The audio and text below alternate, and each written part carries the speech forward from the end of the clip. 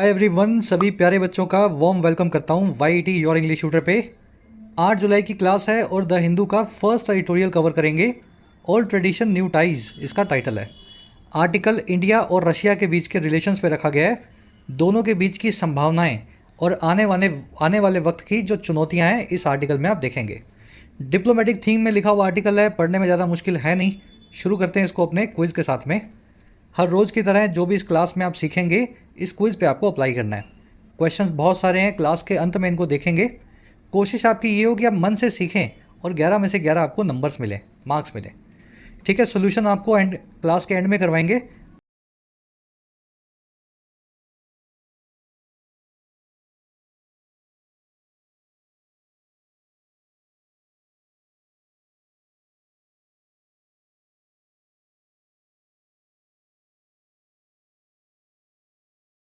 Traditions new ties.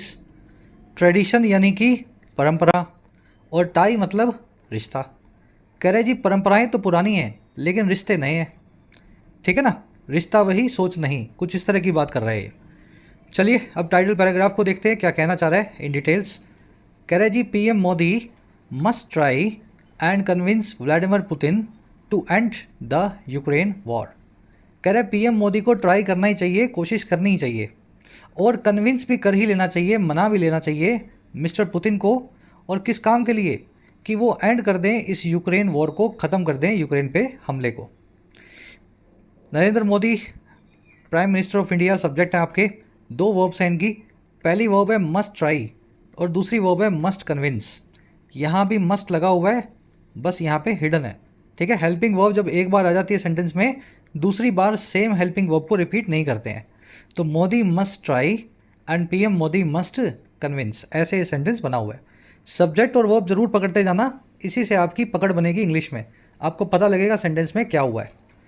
अब ये sentence तो आपने पढ़ लिया, लेकिन इसके अंदर की बारीकियाँ आपने नहीं देखी। बारीकी ये है कन्विंस नाम का वर्ड। कन्विंस का मतलब होता है किसी को किसी काम के लिए मना लेना। आज मैंने हिंदी मीनिंग्स भी लिख दी हैं, बताना, मुझे फीडबैक देना क्या हिंदी मीनिंग्स लिखने से आपको एडिशनल बेनिफिट मिलता है, क्योंकि मेरा टाइम जाता है इसमें। अगर बेनिफिट मिलेगा तो मैं रोज़ इस तरीके से मोटे मोटे वर्ड्स के हिंदी मीनिंग भी जो है इसमें ऐड कर दूंगा। तो किसी को किसी काम के लिए मनाने को कहते हैं कन्विंस करना, परसुएड करना, इन्फ्लुएंस करना, स्वे करना। तो परसुएड और कन्विंस एक दूसरे के सिनोनिम हुए। जैसे मैं आपको मना लूँ कि यार आपको 6 घंटे रोज़ पढ़ना है, मोबाइल से दूर रहना है और फोकस अपना स्टडीज़ में रखना है, तो मैं आपको कन्विंस कर रहा हूँ to study hard, to work hard, to put your focus in your studies, है ना, इस तरीके से। अब बात यह है कि कन्विंस वर्ड का बिल्कुल उल्टा होता है, या परसुएड वर्ड का बिल्कुल उल्टा होता है डिसुएड करना। हिंदी में इसको बोलते हैं हतोत्साहित करना, किसी इंसान को किसी काम ना करने के लिए उत्साहित करना। जैसे कन्विंस करूंगा मैं आपको पढ़ाई के लिए, लेकिन आपको मैं डिसुएड करूंगा मोबाइल ना देखने के लिए। समझ पा रहे हो ना, दोनों काम एक दूसरे के लिए उल्टे हैं। किसी काम को करने के लिए मना रहा हूं तो परसुएड या कन्विंस, किसी काम को ना करने के लिए मना रहा हूं तो डिसुएड या डिटर। ध्यान ये रखना है कि परसुएड कन्विंस की स्ट्रक्चर ऐसे ही रहेगी, persuade someone to do something. लेकिन किसी काम को ना करने के लिए जब कहना हो तो डिसुएड समवन फ्रॉम डूइंग समथिंग। बहुत इंपॉर्टेंट है ये। देखने में आपको लग रहा होगा ये तो बड़ा इजी है सर, मेरे को तो आता ही था। अभी क्वेश्चंस बनेंगे, आप देखोगे, है ना, दिमाग घुमा देंगे आपका। तो क्वेश्चन कुछ ऐसा बना, the salesman persuaded us to buy या from buying his product. Salesman ने परसुएड कर लिया, हमें मना लिया उसके प्रोडक्ट को बाय करने के लिए। मनाया है हमें, किसी काम को करने के लिए मनाया। तो परसुएडेड समवन की जगह पे आ गया अस, और आगे वो काम लिखेंगे टू इन्फिनिटिव बना करके, तो यहाँ लिखेंगे persuaded us to buy his product.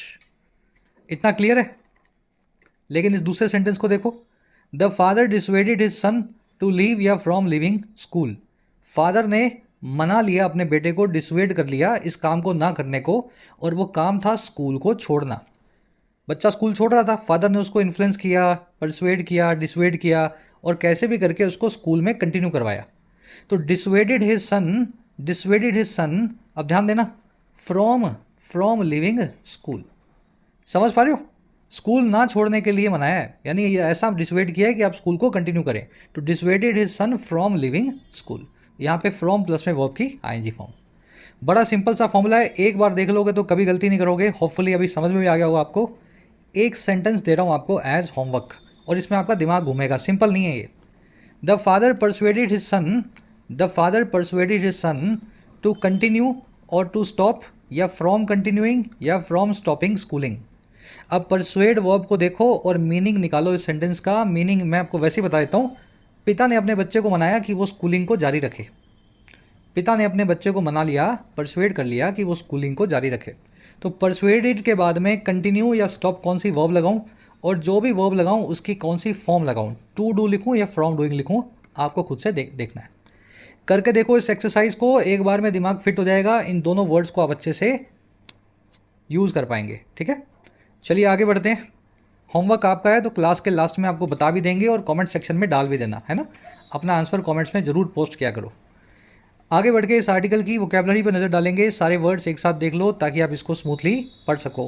Class को एक लाइक दे दो, अभी से एक शेयर दे दो। इन क्लासेस को लाया जाता है आपकी बेहतरी के लिए, इंटरेस्टिंग तरीके से, रोचक तरीके से, इंग्लिश को आसान बनाने के लिए। तो आप ही की तरह बहुत सारे बच्चे हैं, है ना, आपके लाइक से उनको रीच मिलती है इन क्लासेस तक जो है सभी बच्चों को। अगर आप एक एस्पायरेंट हैं, किसी एग्ज़ाम की प्रिपरेशन कर रहे हैं और चाहते हैं अपनी इंग्लिश को एक स्टेप आगे ले जाएं, स्ट्रक्चर्ड वे में तैयारी करने के लिए आप ऐप को जरूर डाउनलोड करें। YT your English tutor app आपकी अपनी यहाँ पे कमेंट सेक्शन में इसका लिंक रखा गया है। एप्लीकेशन पे आपको मिलेंगे प्रीमियम कोर्सेज, नाम के प्रीमियम कोर्सेज हैं, फीस बहुत कम होती है, अफोर्डेबल होती है। राइटिंग के कोर्स में आप लिखना सीख सकते हैं किसी भी एग्जाम के लिए, ऐसे हो, प्रेसी हो, आंसर राइटिंग हो। इस कोर्स का फ़ायदा लेने के लिए इस कूपन को लगाएं ताकि 499 में अफोर्डेबल कोर्स आपको मिल सके। 50 से 60 घंटे में आप इंग्लिश राइटिंग इस कोर्स के बदौलत सीख पाएंगे। इसी तरीके से आपको UPSC का कोर्स मिलेगा, पूरा माइग्रेशन करवाया जाता है आपको हिंदी मीडियम से इंग्लिश मीडियम में। सारे एस्पेक्ट्स UPSC के कवर्ड हैं। 1350 का एक कोर्स है कूपन के साथ। इसमें CSAT, answer writing, descriptive, vocab, grammar, हर पोर्शन कवर्ड है इन द कोर्स। इसी तरीके से ऐप पे आपको बैंकिंग और SSC के भी कोर्स मिलेंगे, जिसमें बैंकिंग SSC के सभी वैरायटी ऑफ क्वेश्चंस को सॉल्व करना, हैंडल करना आपको सिखाया जाता है। ऐप का लिंक कमेंट सेक्शन में है। कोई भी क्वेरी हो, ये नंबर पे आप व्हाट्सएप से टीम से जुड़ सकते हैं और अपनी क्वेरीज को पूछ सकते हैं। चलिए वोकैब शीट अपनी अगेन कितने 5 वर्ड्स हैं, डिटेल में देखेंगे। थोड़ा जूम इन कर देता हूँ। पहला वर्ड है टेन्योर, हिंदी में बोलते हैं इसको कार्यकाल, a period of time. Under Trump's tenure the US started a cold war with China. Trump के कार्यकाल में अमेरिका ने शुरू कर दिया एक शीत युद्ध को चाइना के साथ। जो बाइडन के कार्यकाल में क्या हुआ? अंडर जो बाइडन्स टेन्योर रशिया अटैक्ड यूक्रेन, है ना, उनके टेन्योर के दौरान रशिया ने यूक्रेन को अटैक कर दिया। तो इस तरीके से सेंटेंस बनाना सीखो। इसको रेन या स्टिंट भी बोलते हैं किसी भी आदमी के कार्यकाल को। तो आप टेन्योर नाम का वर्ड आर्टिकल में देखेंगे, बड़ा कॉमन सा वर्ड है। अगला वर्ड है फॉल आउट। फॉल आउट के 2 मीनिंग्स हैं। पहला मीनिंग है बैड कॉन्सिक्वेंसेज या दुष्परिणाम, किसी चीज़ के बुरे नतीजे। और दूसरा मीनिंग है 2 आदमियों के बीच में आई हुई झगड़े की अवस्था, है ना, ब्रीच इन रिलेशन। कड़वाहट बोल सकते हैं, लड़ाई बोल सकते हैं, झगड़ा बोल सकते हैं, दोनों ही तरीके से वर्ड यूज़ होता है, यूज़ भी करके दिखाएंगे। Massive unemployment is the fall out of the pandemic. बहुत ज़्यादा बेरोजगारी जो है वो एक दुष्परिणाम है महामारी का, पैंडमिक का। तो यहाँ पे पहला वाला मीनिंग सेट हो गया। अब दूसरा वाला देखो, the US and China fail out in a tussle over tariffs. यहाँ पे ये वर्ब का काम करेगा दूसरे मीनिंग में। झगड़ों में जब ब्रीच आएगा, रिलेशंस आएंगे, रिलेशंस में झगड़ा होगा, तब ये वर्ब बन जाएगा फॉल आउट, है ना। तो अमेरिका और चाइना जो है झगड़ा कर गए, फेल आउट कर गए, एक टसल को लेकर के, एक झगड़े को या रस्साकशी को लेकर के, जो थी टैरिफ्स के ऊपर, यानी टैक्सेस के ऊपर। टैरिफ्स क्या होते हैं? इंडिया से कुछ अमेरिका में गया तो वहाँ पे कस्टम ड्यूटी लगेगी, अमेरिका से कुछ भारत को बेचा तो हम यहाँ पे एक्साइज ड्यूटी लगा देंगे। तो ये टैरिफ्स का झगड़ा है दोनों कंट्रीज़ के बीच का, और दोनों फेल आउट कर गए, झगड़ों में, रिश्तों में उनके झगड़ा जो है आ गया। चलिए ये वर्ड आप आर्टिकल में आज देखने वाले हैं। फॉल आउट, बैड कॉन्सिक्वेंसेज वाला मीनिंग आर्टिकल में आएगा। अगला वर्ड है हेडवे। इसको याद करने की ज़रूरत ही नहीं है, वैसे ही अपने आप ही अपना मीनिंग बता देगा ये वर्ड। हेड मतलब सर, वे मतलब रास्ता। सर जिस तरफ देख रहा हो, अगर उसी रास्ते में आप बढ़ जाएं आगे, तो आप ज़िंदगी में तरक्की कर रहे हैं, आगे की तरफ जा रहे हैं ना, पीछे की तरफ थोड़े ना आ रहे हैं। तो हेडवे का मतलब क्या होता है जी? प्रोग्रेस, विकास, प्रगति, तरक्की। Discussions on the LAC have not made any headway so far. जो बातचीत है, डिस्कशंस हैं LAC पे, इंडिया चाइना बॉर्डर पे, अभी उनमें कोई भी तरक्की, कोई भी प्रगति, कोई भी विकास नहीं हुआ है। वहीं की वहीं अटकी हुई हैं, कुछ भी उन डिस्कशन से निकल के नहीं आया है। चलिए ये वर्ड आप आर्टिकल में देखेंगे, हेडवे। अगला वर्ड है आउटरीच। अगेन बड़ा इजी वर्ड है। रीच मतलब पहुंचना, आउट मतलब बाहर निकल के। आप अपने घर के बाहर निकले और अपने पड़ोसी घर गए, उससे पूछा भाई क्या हाल चाल, क्या चल रहा है ज़िंदगी में। आप कहीं भी जब किसी दूसरे आदमी को अप्रोच करते हैं ना, तो वो आपकी आउटरीच होती है। आप अपने अंदर से बाहर निकलते हैं और सामने वाले के पास जाते हैं, उससे बात करते हैं। तो एक अप्रोच जो होती है इंगेजमेंट के लिए, बातचीत के लिए, रिश्ते को बनाने के लिए, अंग्रेजी में उसको बोलते हैं outreach. Outreach. The PM's outreach programme remained largely successful.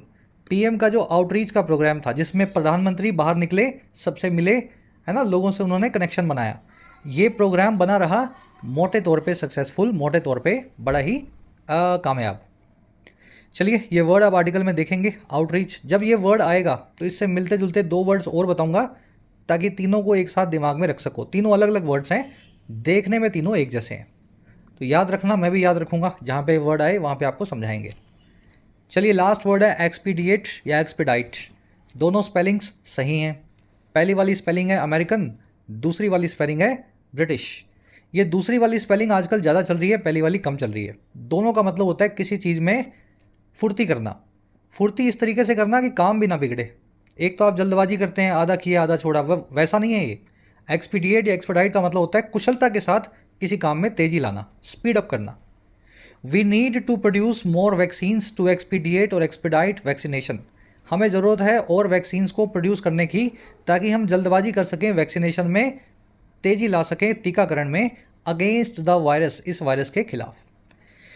इसको क्विकन, हेसन, एक्सेलरेट, ये सभी इसके सिनोनिम्स हैं। आज आप हेस्टन नाम का वर्ड आर्टिकल में देखेंगे, HASTEN। हेसन या हेस्टन, जो मर्जी बोल लो, किसी चीज़ में जल्दबाजी करना, तेजी लाना। चलिए, 5 वर्ड्स हैं। कुछ वर्ड्स तो काफ़ी दिन बाद आए हैं, आपको नए लग रहे होंगे, क्योंकि बच्चे क्या है, रेगुलर नहीं होते। आप 10-15 दिन देखते हैं, फिर 15 दिन कुछ और देखते हैं, फिर ब्रेक ले लेते हैं। तो ये सारे वर्ड्स ही आपके लिए नए हैं ऑलमोस्ट। अब जल्दी से एक समरी आप इस आर्टिकल की लें, किस बारे में लिखा हो आपको पता लगे। समरी ये है जी, पीएम मोदी जैसे इन्होंने शपथ ली, तो सबसे पहले ये गए हैं रशिया, या जाने वाले हैं रशिया, व्लादिमीर पुतिन से मिलने के लिए।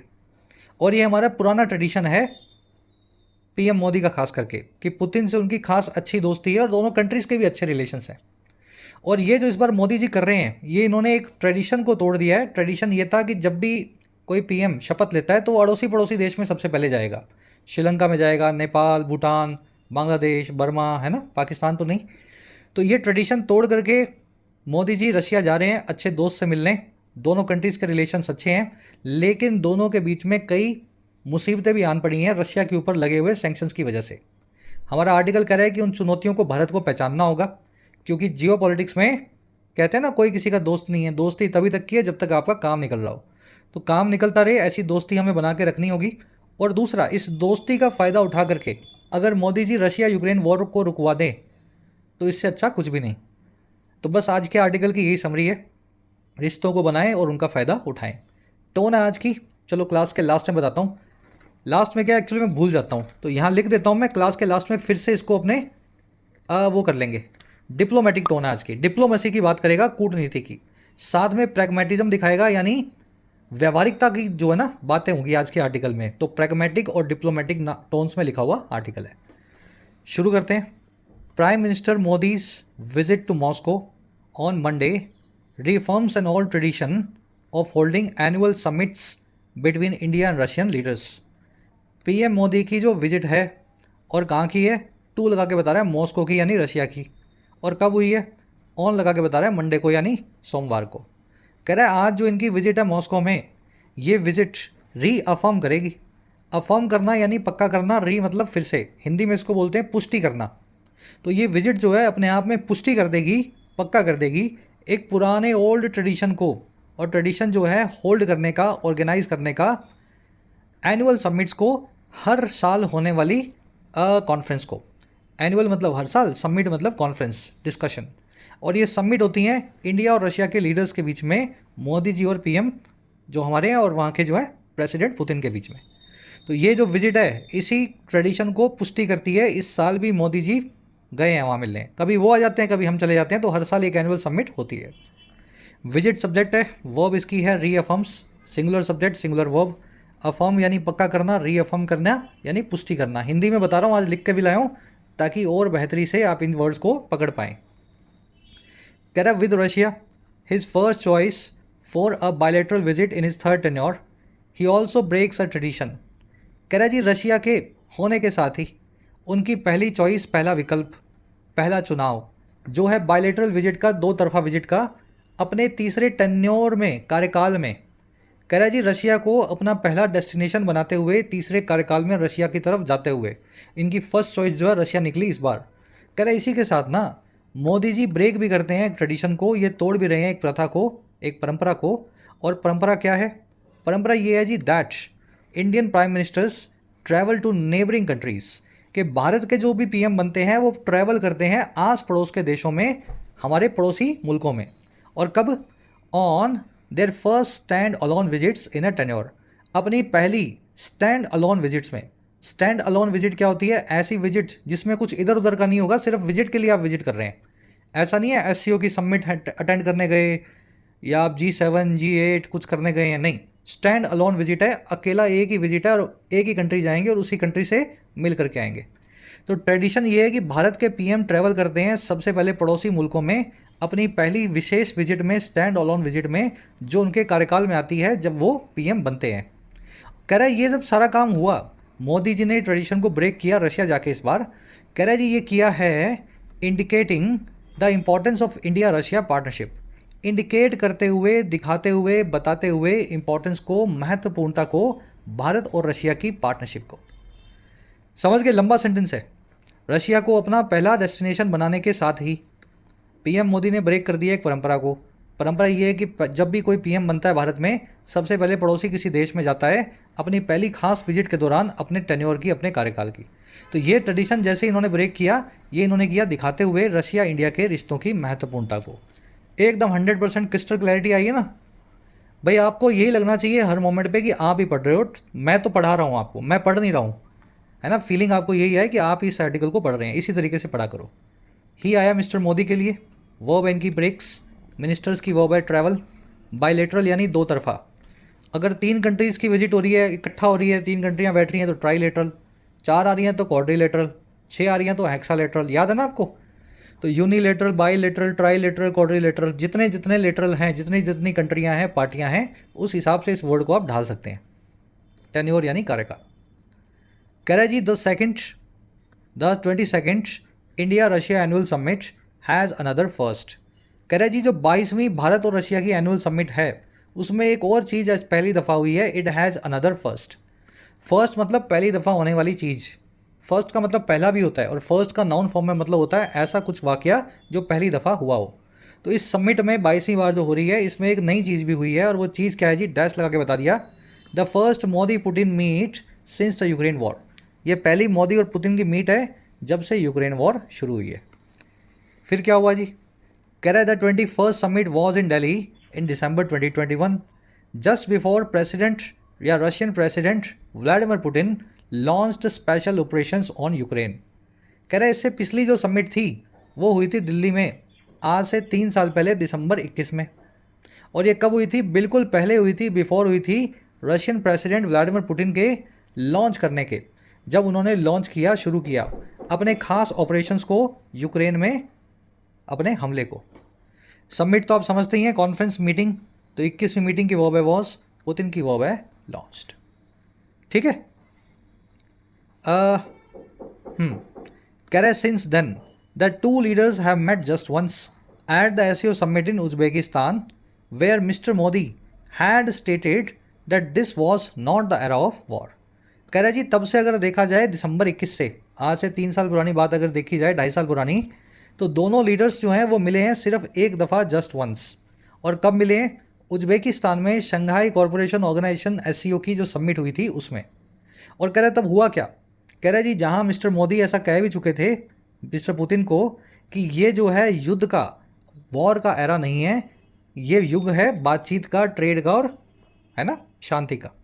तो ये बात जब मोदी जी ने कही थी, तब लास्ट इनकी मीटिंग हुई थी आज से 2-2.5 साल पहले उज्बेकिस्तान में एससीओ समिट में। तो ये बायलेटरल मीटिंग नहीं थी। बायलेटरल मीटिंग तो अभी हो रही है पहली, है ना, दोनों कंट्रीज होंगी, आपस में बात करेगी, और तीसरा कोई कंट्री नहीं होगा। 21 में जो हुआ था उस समिट के अंदर, समझ पा रहे होंगे आप, है ना, तब ये 2021 की समिट जो एससीओ की, उसमें 22 की थी, उसमें क्या काफ़ी कंट्रियाँ थी और आपस में इन दोनों ने बातचीत की। लीडर्स की वर्ब है हैव मेट, मोदी की वर्ब है स्टेटेड, हैड स्टेटेड, दिस की वर्ब है वॉज। एरा का मतलब होता है युग, एरा ऑफ वॉर मतलब लड़ाई का, जंग का दौर। कह रहे जी Russia's growing dependence on China as a result of the war is also a concern for India. Russia की बढ़ती हुई डिपेंडेंस जो है, निर्भरता जो है चाइना पे, और कैसे, एक रिजल्ट के तौर पे, एक नतीजे के तौर पे जो है इसी रशिया यूक्रेन वॉर का। कह रहे ये डिपेंडेंस जो है बढ़ती हुई रशिया की, चाइना से नज़दीकी जो है, निर्भरता जो है, ये भी कंसर्न है, चिंता है भारत के लिए। अच्छा क्यों चिंता है भाई भारत के लिए, ऐसा क्या हो गया भारत में, आगे बता रहा है। कह रहे जी given tensions over the LAC, देखते हुए, गिवन यानी देखते हुए, कंसीडर करते हुए तनाव को एलएसी के ऊपर, इंडिया चाइना बॉर्डर पे ऊपर। एलएसी यानी लाइन ऑफ एक्चुअल कंट्रोल, आप समझते होंगे, दोनों के बीच में झगड़ा चल रहा है कंट्रीज़ के बीच में। और इस झगड़े को या टेंशन्स को अगर आप देखें तो रशिया का चाइना से नज़दीकी बनाना भारत के लिए खतरे की घंटी है, एक कंसर्न है। डिपेंडेंस की वर्ब है इस, गिवन यहाँ पे बता रहा है देखते हुए इस चीज़ को। और याद रखें गिवन के बाद में आप नाउन का इस्तेमाल करेंगे जिस भी चीज़ को आप देखते हुए की बात कर रहे हैं। Given tensions over the LAC, अगर मुझे यहाँ पे टेंशन्स ओवर द एलएसी की जगह ऐसा लिखना पड़े, देर आर हाई टेंशंस या intense tensions over the LAC, समझना इस बात को, गहरी बात है। टेंशंस ओवर द एलएसी की जगह अगर मुझे लिखना पड़े there are heightened tensions over the LAC, तो फिर ये देर आर लगते ही ये पूरा बन जाएगा क्लोज। और जैसे ये क्लोज बनेगा, सब्जेक्ट वर्ब का पेयर बनेगा, आप गिवन को चेंज करेंगे गिवन दैट में। मीनिंग वही है, गिवन और गिवन दैट का सेम है, लेकिन गिवन दैट अपने बाद में क्लोज लेता है, पूरा एक सब्जेक्ट वर्ब का पेयर लेता है, लेकिन गिवन अपने बाद में सिर्फ और सिर्फ एक नाउन लेता है बिना वर्ब के। कॉन्सेप्ट बहुत बार कर चुके हैं, रिवाइज करवा रहे हैं आपको, फिर किसी क्लास में डिटेल में करेंगे। कह रहा है while there will be a scheduled framework of talks on bilateral issues, trade and energy relationship, space corporation for Gaganyaan and declining but substantial defence supplies. कह रहा है while this is the case there will also be an opportunity to take stock of the war in Ukraine.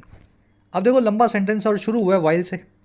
While से जब भी sentence शुरू हो तो याद रखें उसमें दो क्लोज होंगे, दो बातें की गई होंगी और दोनों विरोधाभास में होंगी, कॉन्ट्रास्ट में होंगी। वाइल का मतलब होता है हालांकि या जबकि। हालांकि बाहर बारिश है लेकिन फिर भी मैं ऑफिस के लिए जाऊंगा।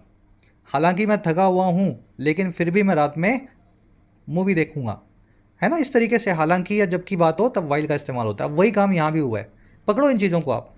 कह रहे जी हालांकि या जबकि वाइल, एक स्केड्यूल्ड विजिट होगी, एक स्केड्यूल्ड फ्रेमवर्क जरूर होगा। फ्रेमवर्क यानी ढांचा, स्केड्यूल्ड मतलब जिसका स्केड्यूल बन चुका है, कब कौन सी काम होने वाला है। तो एक स्केड्यूल बना हुआ ढांचा जरूर होगा टॉक्स का, बातचीत का, दोनों कंट्रीज़ के बायलैटरल इश्यूज़ पे। एक पूरी लिस्ट बनी होगी, पहले ये बात होगी, फिर ये बात होगी, फिर ये बात होगी। कह रहे जहाँ ऐसा होगा। अब ये बायलैटरल इश्यूज इसने सारे बता दिए। पहला इशू है ट्रेड एंड एनर्जी रिलेशनशिप्स, दूसरा है स्पेस में कॉपरेशन फॉर गगनयान, तीसरा है कम होता हुआ लेकिन फिर भी सब्सटेंशियल जो डिफेंस सप्लाईज हैं, रशिया से हमें डिफेंस इक्विपमेंट मिल रहा है जो कम हो गया लेकिन अभी भी काफ़ी है, हमारे लिए बहुत ज़रूरी है। कह रहे जहाँ ऐसा है, अब मेन बात क्या है, मेन बात यह है there will also be an opportunity, एक मौका भी जरूर होगा टेक स्टॉक करने का, जायजा लेने का वॉर का यूक्रेन में। तो इस तरीके से दो क्लोज मिले हुए हैं, दोनों में विरोधाभास बताया गया कि शेड्यूल तो जो बना हुआ है वो तो बात आप करोगे ही करोगे, लेकिन बीच में कभी चाय पीते हुए, पकौड़ा खाते हुए, है ना, इधर उधर की बातों के बीच में एक मौका जरूर मिल जाएगा जिसमें पुतिन जी से पूछ ही लिया जाएगा मोदी जी के द्वारा कि यूक्रेन में क्या चल रहा है। चलो सेंटेंस की आत्मा निकालने सिखा रहे हैं आपको, है ना। फ्रेमवर्क की वो है विल बी, फ्रेमवर्क यानी ढांचा, there will be a framework.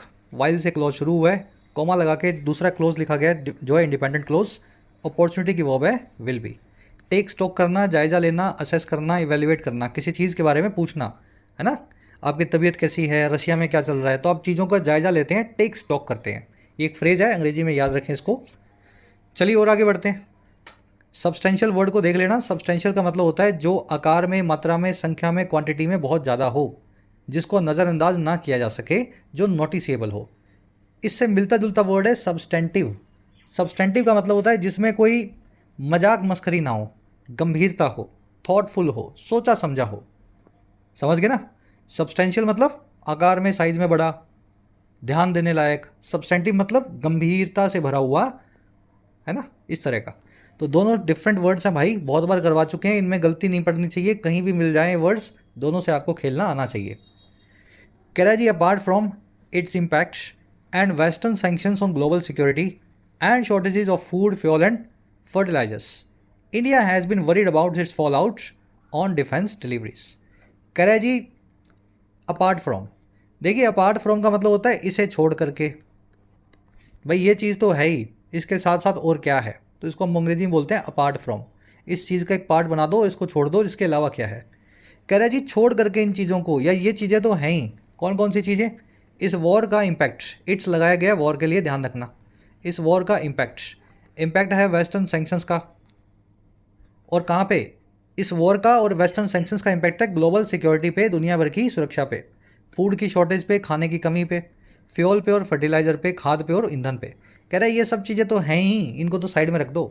कह रहा है जी साथ ही साथ इनके अलावा हुआ क्या, इंडिया वरीड रहा है, इंडिया परेशान रहा है इस वॉर के दुष्परिणामों को लेकर के, जो है डिफेंस डिलीवरीज पे, डिफेंस के फील्ड में होने वाली डिलीवरीज पे, और ये कहाँ होती हैं, एंड स्पेयर्स पे जो होती हैं रशिया से। स्पेयर यानी छोटे मोटे पार्ट्स, रशिया से कुछ मंगाया आपने, कोई अपना जहाज़ उड़ नहीं रहा, उसका पंखा मंगवाया, है ना, समझ पा रहे हो ना, अपने इक्विपमेंट सारे रशिया से तो आ रहे हैं, टैंक वैंक मशीनें मिसाइल्स। तो इंडिया क्या, ये सब चीज़ें तो हैं, ये तो दुनिया झेल रही है। हमारी एक और चिंता ये है कि कहीं इस वॉर की वजह से रशिया से टाइम पे डिलीवरी मिलना बंद ना हो जाए हथियारों की। इंडिया की war has been worried, worried तो एक्चुअल में एग्जेक्टिव है, इंडिया की war has been, fall out का मतलब होता है दुष्परिणाम या बैड कॉन्सिक्वेंसेस। चलिए आगे बढ़ते हैं। कह रहे while attempt to make in India has made headway. अब देखो बीच में कुछ लिखा हुआ है, ये अपन छोड़ देते हैं, इसको बाद में देख लेंगे ना, ये वाइल वाला सेंटेंस फिर से आ गया ऊपर जो देखा था आपने। While an attempt to make in India has made headway, concerns over the reliability of supplies and the payment issues will need discussions. कह रहे जी जहाँ एक अटेम्प्ट जो था मेक इन इंडिया का, उसमें कुछ हेडवे हुआ है, उस अटेम्प्ट ने, कोशिश ने थोड़ी तरक्की की है, मेक इन इंडिया को हमने थोड़ा थोड़ा आगे बढ़ाया है। और वो कैसे बढ़ाया है, बीच में देखो लिखा भी हुआ है इसने, Russian assault rifles and the India Russia BrahMos missile.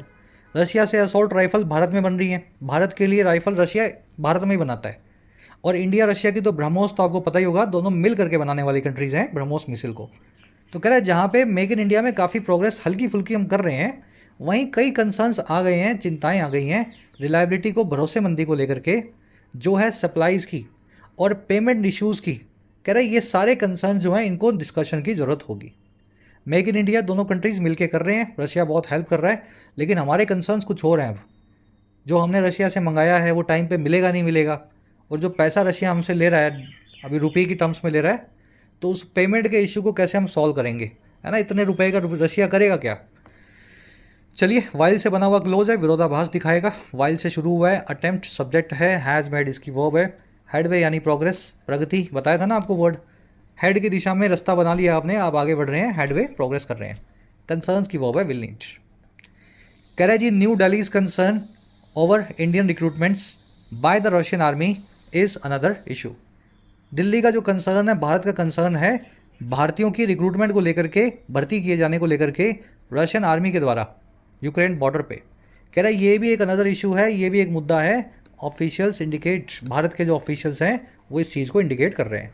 तो इस मुद्दे पे भी बात होगी कि हमारे गुजराती, पंजाबी, तमिल और केरलाइट भाइयों को आप क्यों जो है वॉर के अंदर धकेल रहे हैं, है ना, वो मतलब यहाँ से कोई मूर्ख बन के वहाँ चला भी गया तो आप उसको जान उसकी जोखिम में ना डालें, उसको वापस इंडिया में भेजें। आपने काफ़ी किस्से सुने होंगे इसके, भाई यहाँ से गए थे कुछ काम करने, लेकिन वहाँ पे उनको, है ना, बॉर्डर पे सबसे आगे डाल दिया उनको।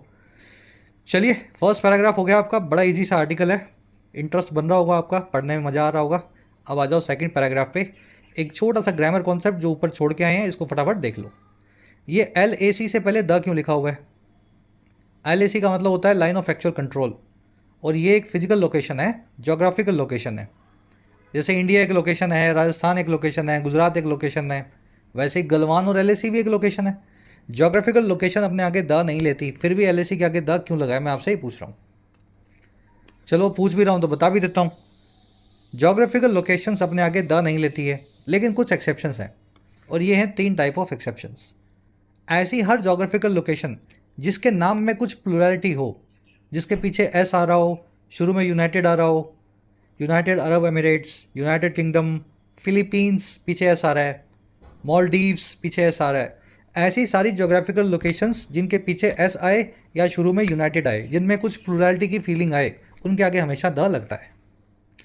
दूसरी एक्सेप्शंस, इमेजिनरी लोकेशंस के आगे हमेशा द लगाएंगे, जैसे north pole, south pole, equator यानी भूमध्य रेखा, नॉर्दर्न हेमिस्फेयर, साउदर्न हेमिस्फेयर, दक्षिणी गोलार्ध, उत्तरी गोलार्ध, ग्रीनविच रेखा, कर्क रेखा, मकर रेखा, tropic of Capricorn, tropic of Cancer, सुनी होगी ना आपने। ये सभी इमेजिनरी लोकेशंस हैं। इक्वेटर नाम की कोई जगह नहीं है, हमने ऐसे सोच रखा है कि धरती के बीच में से लाइन खींचे तो वो इक्वेटर। पोल नाम की कोई जगह नहीं, हमने सोच रखा है कि नॉर्थ पोल में स्कैंडिनेवियन कंट्रीज के ऊपर चले गए, रशिया का पार्ट मिला तो वो नॉर्थ पोल, नीचे समझ गए ना। तो इमेजिनरी लोकेशंस जो हैं ये सारी पोल, इक्वेटर, हेमिस्फीयर्स अपने आगे द लेंगे। चलिए तीसरी एक्सेप्शन क्या है, जितने भी इंटरनेशनल बॉर्डर्स हैं इनको भी हम इमेजिनरी लोकेशंस मानते हैं, इनके आगे भी द लगेगा। Red Cliff line, Durand line, McMahon line, LOC, LAC, वो 37th पैरेलल, जो भी कोई लाइन है इमेजिनरी लोकेशन है, इंटरनेशनल बॉर्डर्स अपने आगे द जरूर लेंगे। अब कुछ क्वेश्चंस करके देखते हैं इसी कॉन्सेप्ट को यूज़ करते हुए। The Australia does not fall on equator but Maldives does. Australia equator पे नहीं आता है लेकिन मॉलडीव्स आता है। अब ये सेंटेंस फैक्चुअली इनकरेक्ट हो सकता है मॉलडीव्स भी ना आता हो सकता है ऑस्ट्रेलिया आता हो, पर मैंने आपके लिए बनाया ताकि आप प्रैक्टिस कर सके, है ना। ऑस्ट्रेलिया इक्वेटर पे नहीं आता। इक्वेटर इमेजिनरी लोकेशन है तो द लगाओ, इसके आगे लगाना पड़ेगा। मॉलडीव्स पीछे ऐसा आ रहा है, प्लूरल वाली फीलिंग आ रही है तो उसके आगे भी द लगाना पड़ेगा, द मॉलडीव्स लिखना पड़ेगा। ऑस्ट्रेलिया, इसमें ना कोई प्लूरल वाली फीलिंग आ रही है ना कोई ये इमेजिनरी लोकेशन है, इसके आगे द नहीं आएगा। ठीक है ना, इजी है ना। North pole spans from the Finland to United Arab Emirates. North pole जो है स्पैन करता है, रेंज करता है, कहाँ से कहाँ तक, फिनलैंड से लेकर के यूएई तक। तो फिनलैंड के आगे का द बिना बात का लगा हुआ है, इसको निकाल देंगे। और यूनाइटेड अरब एमिरेट्स में पीछे एस भी आ रहा है, आगे यूनाइटेड भी आ रहा है, प्लूरल वाली फीलिंग आ रही है तो उसके आगे द लगाएंगे। ठीक है, तो नॉर्थ पोल, अच्छा नॉर्थ पोल के आगे भी लगना चाहिए, the north pole spans from Finland to United Arab Emirates. North pole तो इमेजिनरी लोकेशन है ना, बताया तो आपको ऊपर, पोल्स, इक्वेटर्स, हेमिस्फीयर्स, और ये दो तीन लाइनें हैं, कर्क रेखा, मकर रेखा, ग्रीनविच, ये सभी की सभी इमेजिनरी लोकेशंस हैं। कॉन्सेप्ट क्लियर है? कोई गलती इसमें होगी कभी? स्क्रीनशॉट ले लो इसका, एक बार में 10 पैसे का कॉन्सेप्ट है ये, जिस बच्चे ने ढंग से सीख लिया जिंदगी भर, आपको सिर्फ एग्जाम के लिए नहीं, जिंदगी में कहीं आप इक्वेटर देखोगे लिखा हुआ, पोल्स देखोगे, तो ये कॉन्सेप्ट आपको याद आना चाहिए कि इक्वेटर इमेजिनरी लोकेशन है, देखो इसके आगे मैंने द लगाना है ना। चलिए आगे बढ़ेंगे नेक्स्ट पैराग्राफ पे। आगे कह रहा है जी, above all Mr Modi's visit sends a geopolitical message. कह रहा है जी सब चीज़ों से ऊपर मोदी की जो विजिट है ये सेंड करती है एक इंटरनेशनल जियोपॉलिटिकल मैसेज को। जियोपॉलिटिकल मतलब ऐसी पॉलिटिक्स जिसमें पूरी धरती आ गई। इंटर कंट्री, इंटर जो है कॉन्टिनेंटल पॉलिटिक्स, तो ऐसा एक पॉलिटिकल मैसेज भी मोदी साहब की विजिट जो है रशिया को देती है। अब ये मैसेज कैसे देती है? Given the contrast to another summit in Washington, देखते हुए, गिवन उस कॉन्ट्रास्ट को, उस विरोधाभास को, कॉन्ट्रास्ट मतलब विरोधाभास, जो है अनदर समिट का, एक दूसरी कॉन्फ्रेंस का जो चल रही है वाशिंगटन में। विजिट की वर्ब है सेंड्स, गिवन अगेन देखते हुए वाली बात कर रहा है, कंसीडरिंग वाली बात कर रहा है। इसके बाद में कोई क्लोज आया नहीं, सब्जेक्ट वर्ब का पेयर नहीं है, तो यहाँ पे गिवन दैट की आपको जरूरत नहीं है। ठीक है, कॉन्ट्रास्ट जो है गिवन का ऑब्जेक्ट बन जाएगा, कोई आगे क्लोज आया नहीं, सब्जेक्ट वर्ब आया नहीं, तो आपको गिवन दैट लगाने की जरूरत नहीं है। अब क्या चल रहा है वाशिंगटन में भाई, वो भी देख लेते हैं। कह रहा है जी, on Tuesday US president Joe Biden will welcome leaders of NATO countries for the trans Atlantic groupings 75th anniversary. मंगलवार को जोसेफ बाइडन जो हैं वो वेलकम करेंगे, स्वागत करेंगे लीडर्स का जो है नेटो कंट्रीज़ के। नेटो आप समझते हैं, नॉर्थ अटलांटिक ट्रीटी ऑर्गेनाइजेशन, है ना, ये सब नेटो कंट्रीज जो इधर उधर की वेस्ट वाली हैं, तो इन सभी के लीडर्स को बाइडन बुलाएंगे इस ट्रांस अटलांटिक ग्रुपिंग की 75वीं सालगिरह पे। ट्रांस अटलांटिक मतलब अटलांटिक महासागर के दोनों तरफ है नेटो कंट्रीज, है ना, उधर अपना कॉन्टिनेंट जो अपना अमेरिकन कॉन्टिनेंट आ गया और इस तरफ जो है यूरोप की सब कंट्रीज आ गई, तो ट्रांस अटलांटिक हो रहा है, अटलांटिक के पार दोनों तरफ की कंट्रीज इसमें मिली हुई हैं। तो इनको जो है वॉशिंगटन में बुलाने वाले हैं जोसेफ बाइडन, 75वीं सालगिरह है नेटो के बनने की।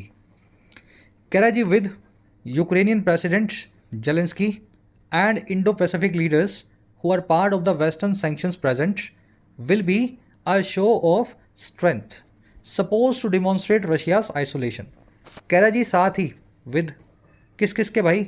यूक्रेन के जेलेंस्की के साथ ही, और इंडो पैसिफिक के जो लीडर्स हैं, इंडो यानी इंडियन ओशन, पैसिफिक यानी प्रशांत महासागर, तो हिंद और प्रशांत महासागर के इंडो पैसिफिक के जो लीडर्स हैं ना, तो कह रहे हैं इन लीडर्स के जो कि पार्ट हैं वेस्टर्न सैंक्शंस का, वेस्ट के सैंक्शंस को लगाने वाली कंट्रीज हैं सारे के सारे, कह रहे हैं इन सभी के प्रेजेंट होने के साथ ही, with all of these present, इन सभी के इस मीटिंग में जो है हाजिर होने के साथ ही, समझना इसको है ना, ये प्रेजेंट वर्ड जो है अलग से अपनी मीनिंग रख रहा है सेंटेंस में।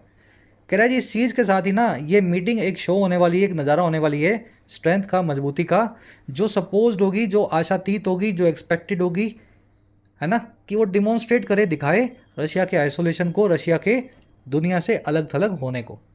तो सारी जो वेस्टर्न कंट्रीज हैं जिन्होंने सैंक्शन लगाए हैं रशिया पे, 20-22 हज़ार सैंक्शन लगे हुए हैं, जब वो एक साथ वॉशिंगटन में आएंगी तो ये दिखाने के लिए है कि देखो आप पे हमने सैंक्शंस लगाए हैं और हम देखो यहाँ पार्टी कर रहे हैं वॉशिंगटन में, अपना शो ऑफ स्ट्रेंथ करेंगे रशिया के सामने। ये दूसरी मीटिंग का ये ऑब्जेक्टिव है। इट की over will be show of strength, आप समझते हैं शक्ति प्रदर्शन। सपोज का मतलब होता है अपेक्षित या expected. You are suppose to work hard on your studies, आपसे ऐसी आशा है, आपसे ऐसी एक्सपेक्टेशन है कि आप अपनी स्टडीज़ में मेहनत करेंगे, ठीक है ना, ऐसे somebody suppose to do something, इस तरीके से आप इस वर्ड को यूज़ करें। तो this show of strength which is suppose to demonstrate Russia's isolation, suppose यहाँ पे एडजेक्टिव है, वर्ब की थर्ड फॉर्म। कह रहा mister Modi has attempted a balance with his presence at the G7 summit outreach in Italy. Modi साहब ने कोशिश किया है, अटेम्प्ट किया है एक बैलेंस को बनाने का अपनी प्रेजेंस के साथ ही, अपनी हाजिरी के साथ ही G7 की समिट की आउटरीच में इटली के अंदर।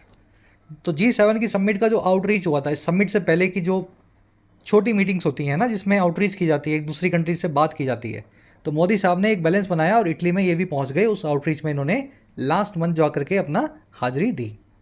और कह रहा है and meeting mister Zelensky and later sending an official delegation to the peace conference in Switzerland. दूसरा इन्होंने अटेम्प्ट बनाया बैलेंस का मिल करके मिस्टर जेलेंस्की से, और बाद में सेंड कर करके एक ऑफिशियल डेलीगेशन को, हमारे एक सरकारी जो है दल को, जो है पीस कॉन्फ्रेंस में गया था स्विट्जरलैंड में। तो इस तरीके से मोदी साहब जो है दोनों तरीके से, दोनों तरफ से रिश्ते को निभा रहे हैं। G7 में बुलाया तो वहाँ चले गए, जेलेंस्की से भी मिल लिया, है ना, और अब अपना जो है कार्यकाल शुरू किया तो रशिया भी चले जा रहे हैं, रशिया से भी मिल रहे हैं पीएम जो है वहाँ के प्रेसिडेंट जो है पुतिन से। तो इस तरीके से एक बैलेंस सा बनाने की कोशिश कर रहे हैं मिस्टर मोदी। तो Modi has attempted a balance outreach, मैंने आपको बता दिया है ना, कहीं जाना, मिलना, अप्रोच करना, किसी इंसान से आउटरीच करना। अब ये आउटरीच से मिलने वाले दो वर्ड्स हो रहे हैं मिलते जुलते, overreach and overarch. पहले तो इनको जी भर के देख लो, outreach, overreach, overarch. Outreach एक नाउन है, ओवर रीच और ओवर आर्क वर्ब्स है। आउटरीच का मतलब आपने देखा अप्रोच। ओवर रीच क्या होता है? जब आप ज़रूरत से ज़्यादा रीच कर जाते हो, आपको जाना था उदयपुर और आप पहुंच गए अहमदाबाद, ठीक है, या आप पहुंच गए मुंबई, तो आप ओवर रीच करते हैं, तो एक नेगेटिव वर्ड है ये, ओवर रीच करना, to go beyond what is necessary, ठीक है। और ओवर रीच नेगेटिव इसलिए क्योंकि इसमें एक फेलियर वाला जो है मीनिंग आता है। जो काम आपको करना था वो तो आपने किया ही, और ज़्यादा करने की कोशिश की और बड़े टारगेट्स रखे, तो आप अपने काम को फेलियर कर बैठे हैं ना, इसको बोलते हैं अंग्रेजी में ओवर रीच करना। दूसरा ओवर रीच वर्ड का एक और मीनिंग भी है, किसी दूसरे के दायरे में घुसना या किसी से और ज़्यादा होशियारी करना। जैसे आप मुझे समझ पा रहे हो इस वर्ड को, आप किसी अपने से छोटे आदमी को जिसको आप दबा सकते हैं, आप उसके अंदर उसके पर्सनल लाइफ में घुस रहे हो, है ना, उसको आउट स्मार्ट कर रहे हो, आउट विट कर रहे हो, उसको पागल बना रहे हो, तो इसको आप ऐसा बोल सकते हैं, वायोलेट बाउंड्रीज, ठीक है ना। तो ये नेगेटिव तरह का वर्ड है ओवर रीच करना। तीसरा वर्ड है ओवर आर्क। देखिए आर्क का मतलब होता है छाया, ओवर का मतलब होता है ऊपर, छत्र छाया बनाने को बोलते हैं ओवर आर्क करना, या इसको आसान भाषा में बोल सकते हैं डोमिनेट करना, ठीक है, टू डोमिनेट। तो तीनों वर्ड्स को देख लेना, डोमिनेट करना, ओवर रीच करना और आउट रीच करना। एक बार देखो कि एक दो सेंटेंस इन पे बनाना, नेट पे सर्च करो, दो सेंटेंस तीनों पे चेक करो, ये जो तीनों वर्ड्स आपके दिमाग में बैठने चाहिए। आज के क्विज में मैंने तीनों को पूछा आपसे।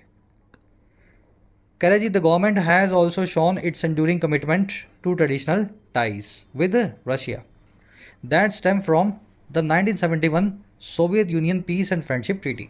सरकार ने साथ ही साथ दिखाया है अपने टिकाऊ कमिटमेंट को, एंड्यूरिंग कमिटमेंट को, एंड्यूरिंग यानी टिकाऊ, और किसके लिए, जो है परंपरागत रिश्तों का है दोनों कंट्रीज़ के बीच में, और किसके साथ, विद रशिया के साथ। और ये रिश्ता कौन सा है, ये टाइज वो रिश्ते हैं दैट स्टेम फ्रॉम, जो निकल करके आते हैं, स्टेम फ्रॉम करना, कहीं से निकल करके आना, और आते हैं 1971 की Soviet Union peace and friendship treaty से, है ना, इंदिरा गांधी के वक्त की ट्रीटी से।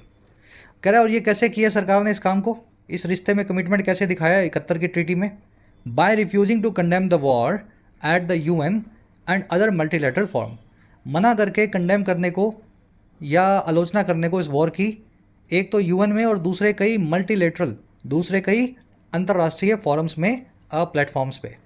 तो ऐसा करके सरकार ने कभी भी रशिया को कंडेम नहीं किया, ऐसा करके सरकार ने 1971 से अपनी दोस्ती को निभाया है और रिश्ते में अपना कमिटमेंट दिखाया है। और ये कैसे किया सरकार ने काम, कह रहा है जी while continuing to engage with Russia bilaterally, कह रहा है वहीं जब दूसरी तरफ कंटिन्यू भी करती रही सरकार कि वो इंगेज करे, बातचीत करे रशिया के साथ दो तरफा जो है प्लेटफॉर्म्स पे bilaterally, and at groupings such at the SCO, BRICS and G20, और इन ग्रुपिंग्स में भी बात की रशिया से, जैसे कि SCO की ग्रुपिंग है, ब्रिक्स है और G20 है। तो इस तरीके से एक पूरा बैलेंस हमने बनाने की कोशिश की है, ना रशिया को कभी आलोचना की, ना नीचा दिखाया, लेकिन रशिया को जब भी मौका मिला अलग से बिठा करके समझाया है कि आप इस वॉर से दूरी बनाएं, अपने आप को आइसोलेट होने से बचाएं। आगे कह रहा है all eyes during Mr Modi's visit will then be on how he uses India's particular multipolar unaligned perch. कह रहा है सारी नज़रें इस विजिट के दौरान विल देन बी, तब होगी, है ना, फ्यूचर में विल देन बी, जब ये मोदी जाएंगे तब होगी इस चीज़ पे ऑन, कि कैसे वो इस्तेमाल करते हैं भारत की खास यानी पर्टिकुलर मल्टीपोलर अनअलाइंड पर्च को। पर्च यानी पोजीशन, पर्टिकुलर यानी खास, मल्टीपोलर यानी जिसके कई पोल्स हों, जो एक तरफा झुकी ना हो, और अनअलाइंड जिसका कोई जो है अलाइनमेंट ना हो, किसी कंट्री के साथ हमारा कोई खास जुड़ाव ना हो। तो हमारी जो एक खास पोजीशन है मल्टीपोलर अनअलाइंड पोजीशन, इसको मोदी जी कैसे यूज़ करते हैं, इस चीज़ पे सबकी आंखें होंगी। और क्यों यूज़ करते हैं, to further the cause of dialogue and diplomacy, आगे बढ़ाने के लिए इस कॉज को, इस ऑब्जेक्टिव को जो डायलॉग और डिप्लोमेसी का है, बातचीत और कूटनीति का है, and help hasten an end to the conflict that has divided the world, और हेल्प करते हैं हेसन करने में, जल्दबाजी करने में, तेज़ करने में, एक अंत को, एक एंड को इस कॉन्फ्लिक्ट का जिसने दुनिया को डिवाइड कर दिया है, दुनिया को दो हिस्सों में बांट दिया है ना, रशिया यूक्रेन वॉर की बात कर रहे हैं। सिंपल सेंटेंस, ऑल आइज की वर्ब है विल बी, ही की वर्ब है यूजेस, पर्च यानी पोजीशन, हेसन यानी किसी चीज़ को जल्दी करना, दैट आया कॉन्फ्लिक्ट के लिए, दैट की वर्ब है हैज़ डिवाइडेड। चलिए रैप अप करेंगे क्लास को, अपने क्विज़ को देख लेते हैं जल्दी से। क्वेश्चंस को खुद से सॉल्व करना है, फर्स्ट कमेंट में आंसर डाल रहा हूँ, ट्राई देना इनको, बड़े इजी क्वेश्चंस हैं। इंडिया रशिया की ग्रोइंग जो डिपेंडेंस है चाइना पे, वो भारत के लिए कॉज ऑफ कंसर्न क्यों है, चिंता का कारण क्यों है। बड़ा सिंपल सा क्वेश्चन है भाई, खुद से ट्राई दो, आंसर को मैच कर लेना, फर्स्ट कमेंट में मैंने डाल दिया है, डाल दूंगा इस क्लास के बिल्कुल बाद में, ठीक है। सेकंड क्वेश्चन में पूछ रहा है आपसे, इंडिया की जो डिप्लोमेटिक स्ट्रेटजी है वो कैसे अलग है वेस्टर्न कंट्रीज से यूक्रेन कॉन्फ्लिक्ट को लेकर के, इस आर्टिकल के हिसाब से ऐसा क्या काम हमने कर दिया इस यूक्रेन कॉन्फ्लिक्ट के संदर्भ में जिससे हम वेस्टर्न कंट्रीज से थोड़ा अलग होकर के रशिया से इंगेज कर रहे हैं। तो चार चीज़ें हैं आपके सामने, कोशिश करो, है ना। मेंस लेवल का क्वेश्चन है लेकिन ठीक है, कर लोगे आप, अगर आपने आर्टिकल ठीक से पढ़ा है तो आंसर निकल जाएगा।